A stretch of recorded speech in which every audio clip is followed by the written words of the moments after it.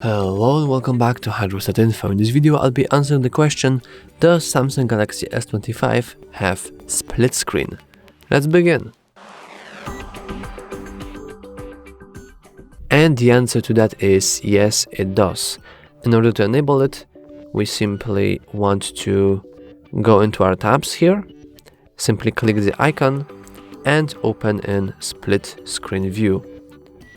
Here we can choose the second app. For me it will be probably Gallery, and now we can use two apps at the same time. As you can see, we can click it in order to to open up the application.